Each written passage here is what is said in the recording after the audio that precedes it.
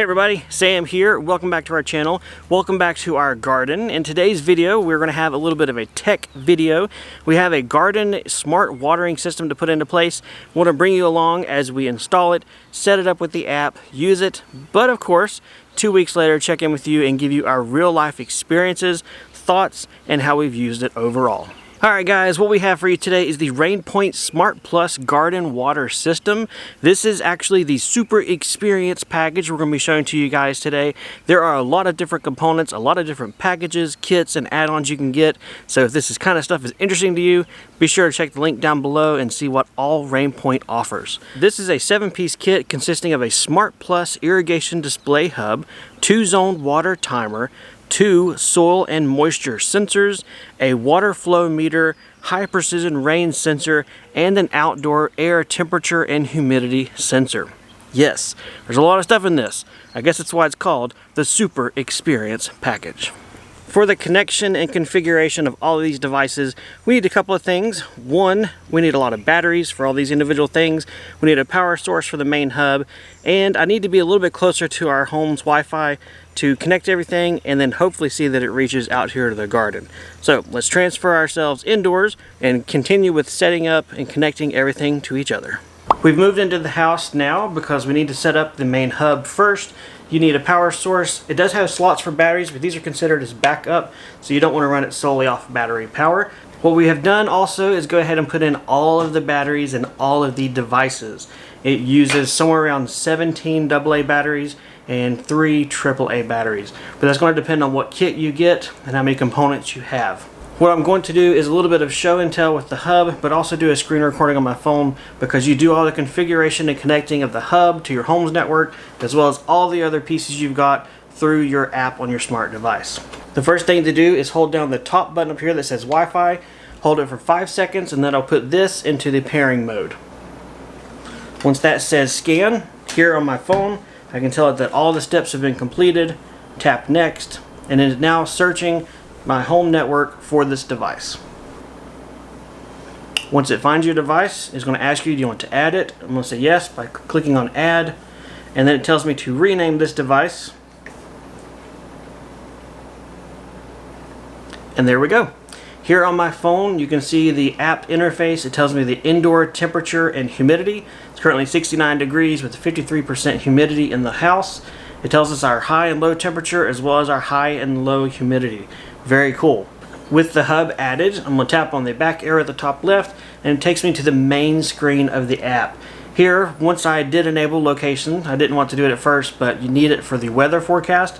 We can see at the top left, today's forecast is 81 degrees Fahrenheit of a high and 55 degrees Fahrenheit for a low with partly sunny skies. We have a northeast wind of 6 miles per hour and a 5% chance of rain.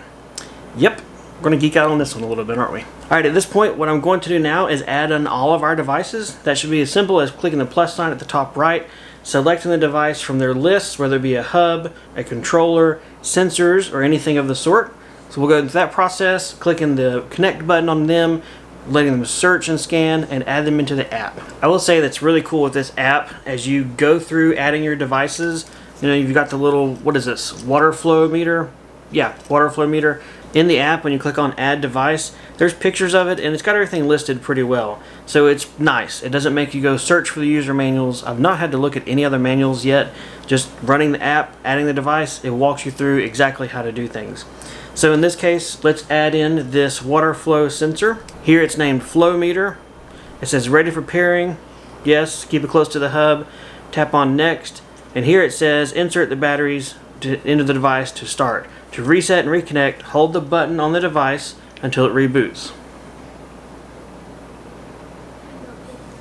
There we go. After that, it's connected, as you can see here on my phone. Very, very cool. Also, going up to the settings on all of these devices so far, it has allowed me to change the name to whatever I want. So we'll call this one, I don't know, meter, I guess, because it's going to be a water meter. There are also sub options within all of these devices. Like this one, we can tell it to give us a warning on water usage. We can configure water usage correction. That's pretty cool. You can plug in a coefficient or variation with that flow. Gives you the device information, tells you your battery status, your Wi-Fi signal, your radio frequency signal, so you know if you're out of range or getting close to it, and that is really cool.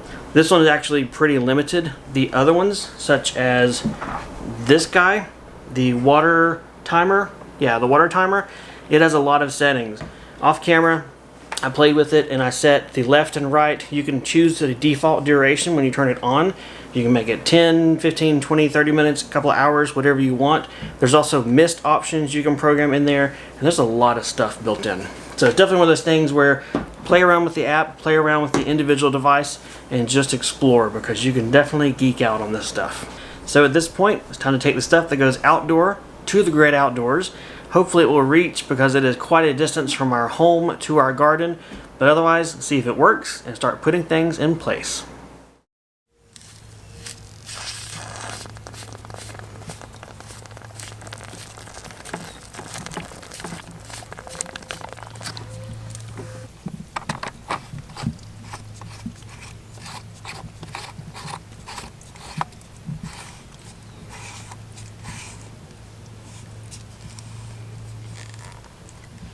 So we went ahead and got that hooked up. It was pretty easy. Again, it does have 2 zones, but we're pretty much just going to use one zone for our garden, and the other we'll use for a water hose to do the berries, fruit trees, that type thing. It does come with 2 soil sensors, I guess kind of for the 2 zones, but since we're only mainly using one zone, we'll just put it in 2 separate places and see how it does. This does have a best line right here. This is how far up you want the soil to come, because these are all little sensors right here.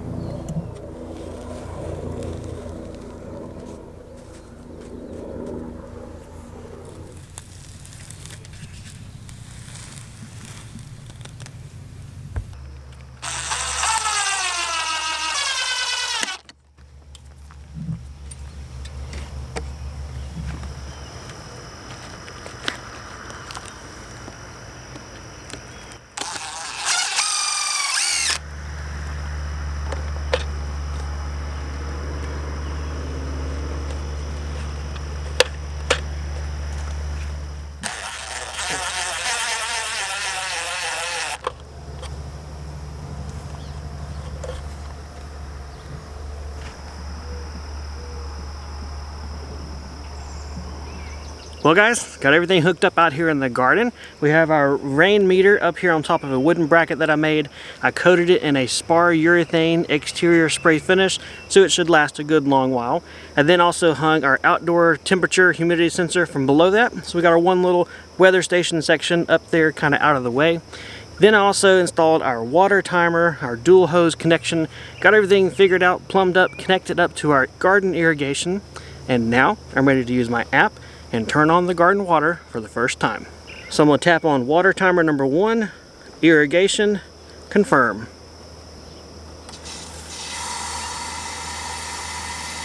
There it is. So awesome, it works.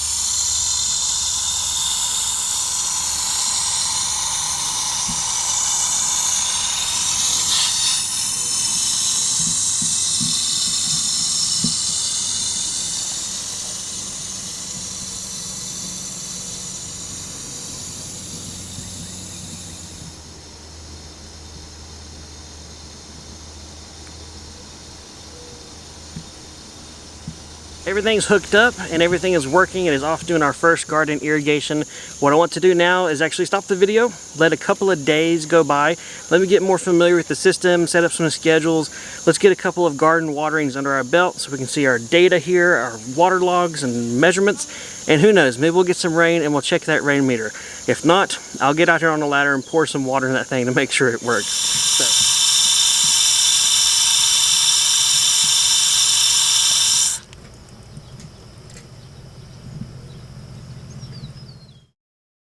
As promised, here it is a handful of days later. I can't say that we got a lot of rain, but there has been some rain go through the rain gauge and it does work. It is very high precision. I think one of the days we caught like a little blip of rain, and I told Angel, I said, hey, wait a second, did it rain? And she said, no, I was watering the strawberries. Maybe I like sprayed a little bit up there too. So that was cool.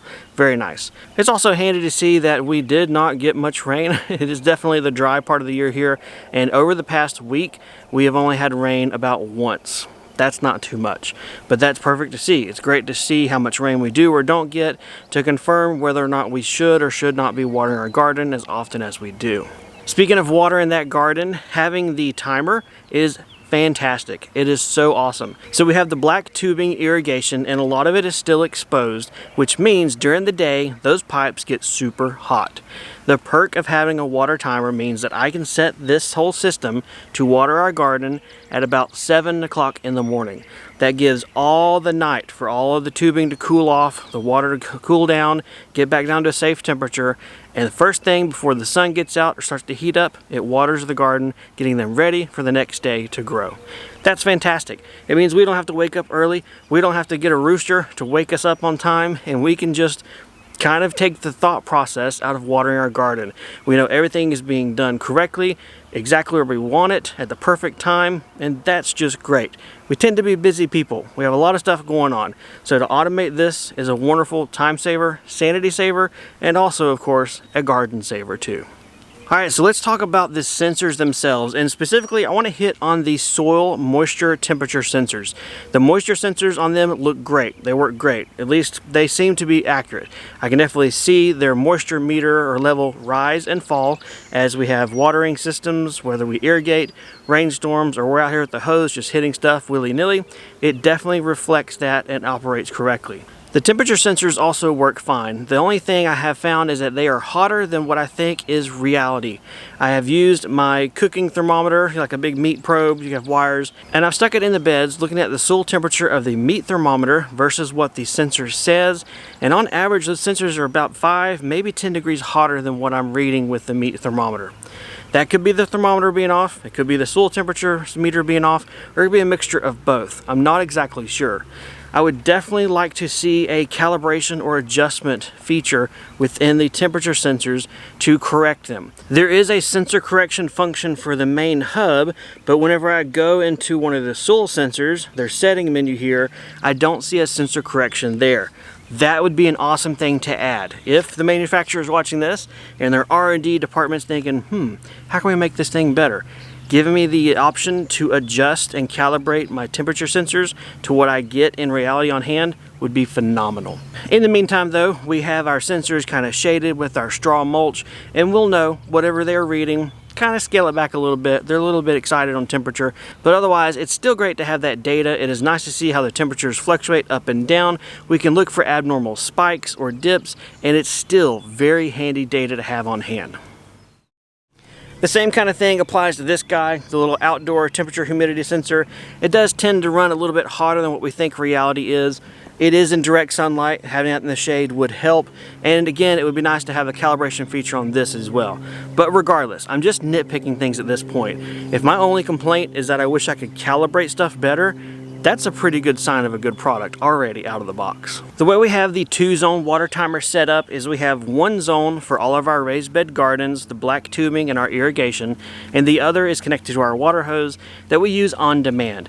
We have a lot of loofah gourd planted over here on the long side of our greenhouse that we haven't yet plumbed into our irrigation, so the water hose for that, plus our blueberry bushes and our raspberry plants way back there, make it great to be able to see how much water we're using, but have the split system so we don't have to disconnect irrigation to use garden hose, have other splitters in the system, and just make things more complicated than they really need to be. I was curious with this kit, since it came with the water flow meter, if this 2-zone controller also will tell you your water usage. Yes, it does, which is great. It allows me just to leave this one box here, and the actual water flow meter itself is over at our other yard hydrant we use for washing vehicles, tractors, and it's kind of cool to be able to see general water usage in other areas of the property. So we've had this in place for over a week. It might also be close to about 2 weeks at this point. My thoughts, just from the 2 weeks, this is a really cool system. It is not overly fancy. It's not got anything that I have not found myself looking at, checking, and being appreciative that we do have. And overall, a really good package and system for our garden, plus general water usage. So if I had to pick what my top 3 things are that I like about this system, first and foremost is that the water timer can be controlled without the app. I can walk over there, I can push the little gray button, turn the water on and off however I want to. That's very nice. Number 2 on that top 3 list would be the fact I can easily go into the app, and if we got a lot of rain today, set it to skip or use the function rain delay and not water the garden the next morning. That is really nice, really handy, and it is a great way not to just waste the water when it's not needed. And then feature number 3 are the soil sensors. Those have been really handy in measuring soil temperature and soil humidity. We have been able to see as the humidity spikes with watering how quickly it's depleted back down to 20-30%, gauge how much water we need to use, not use, and also add the mulch on top for water retention and for temperature control. That's been very handy. If anything out here, you can turn the water on and off. You can see your plants as you water them, but being able to gauge the soil's moisture level is not native to a human skill, as is the temperature of soil. Not very easily to do with our little temperature probes, I guess, we have on our hands. So in a roundabout way, having the sensors is really handy. There we have it, guys. There is a look at how we have put the RainPoint Smart Plus garden system in use and in place in our garden, the things we like about it, and of everything, the 2 little tweaks I wish I had. Temperature adjustment within the sensors. I feel like that could probably be done through a firmware update, so who knows, maybe there'll be an update on the app or firmware and we'll get that fixed or in the future, and that would be just perfect overall. If you got any questions or comments, leave them for us down below. Otherwise, we appreciate you guys watching as always. Take care, and we'll see you guys next time on the homestead.